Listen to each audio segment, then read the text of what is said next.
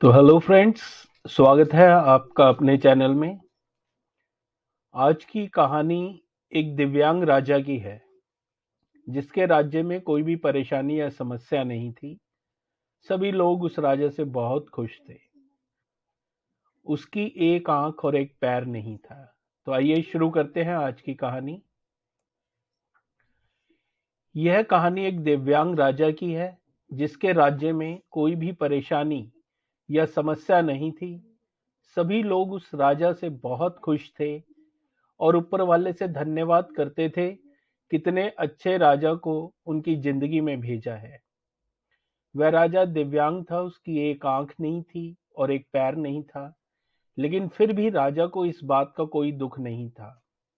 एक दिन राजा अपने महल के गलियारे में घूमते हुए अपने पूर्वजों की लगी तस्वीरों को देख रहा था और सोच रहा था कि मेरे पिताजी इतने शूरवीर थे, उनके पिताजी इतने शूरवीर थे, हम इतने शूरवीर खानदान में जन्म लेने का मौका मिला, यह ऊपर वाले का धन्यवाद है।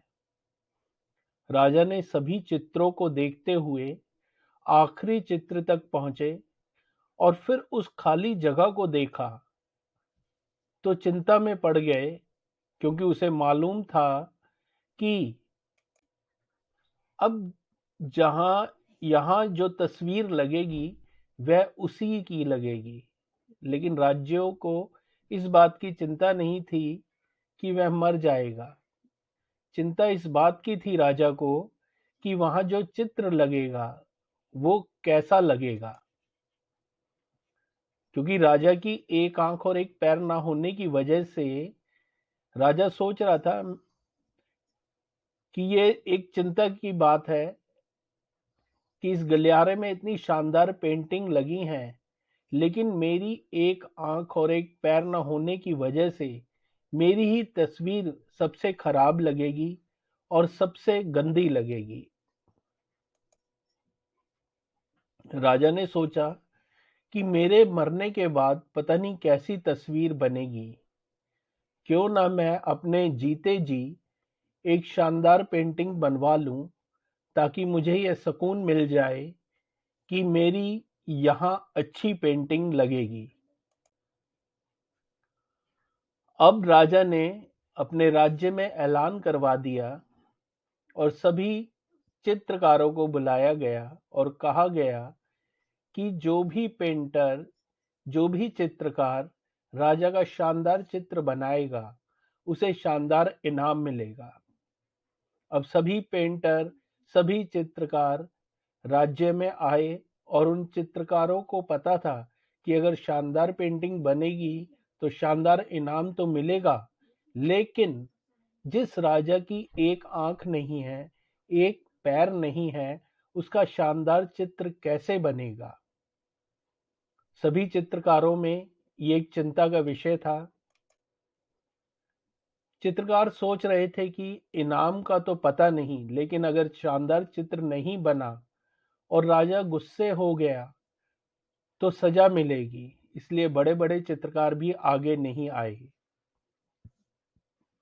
तभी उनमें से एक लड़का बोला, राजा साहब, मैं आपका चित्र बनाना चाहता हूं, मुझे 24 घंटे का वक्त दीजिए।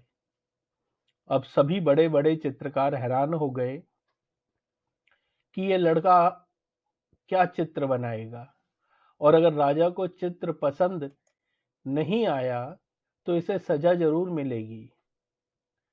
राजा बोला, ठीक है, आप बना करके लाइए। अगले दिन वह लड़का तस्वीर बनाकर लाने वाला था और दरबार पूरी तरह से भर चुका था। लोग दूर दूर से देखने के लिए आए थे कि वह लड़का कैसी तस्वीर बनाकर लाता है। अब लड़का जब राजा की तस्वीर बनाकर लाया तो लोग आश्चर्यचकित रह गए। सब लोग जोर जोर से तालियां बजाने लगे, सीटियां बजाने लगे। जब राजा ने इस पेंटिंग को देखा तो खुश हो गए और बोले कि वह इससे अच्छी पेंटिंग तो पूरे गलियारे में नहीं है। राजा ने उस लड़के को बहुत सारा इनाम दिया। तो दोस्तों, अब आप सोच रहे होंगे कि राजा की कैसी तस्वीर बनी, जिसकी एक आंख नहीं है और एक पैर नहीं है, उसकी कैसी तस्वीर बनी, कैसी पेंटिंग बनी। तो दोस्तों,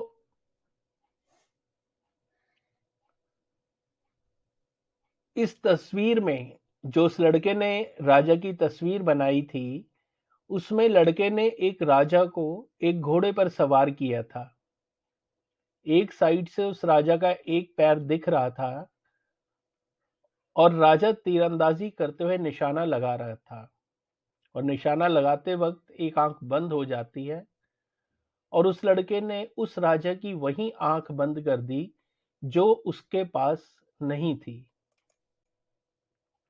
इस तरह दोस्तों, उस लड़के ने राजा को निशाना लगाते हुए घोड़े के ऊपर सवार दिखाया, जिसमें एक आंख बंद और एक ही पैर दिखाया, और इतना शानदार चित्र बनाया था कि अब तक की सबसे सर्वश्रेष्ठ चित्रों में से वो था। तो दोस्तों, उस लड़के के सामने भी चुनौतियां थी, संकट था, लेकिन उसने सकारात्मक सोच का साथ नहीं छोड़ा। तो दोस्तों, उस लड़के के सामने भी चुनौती थी,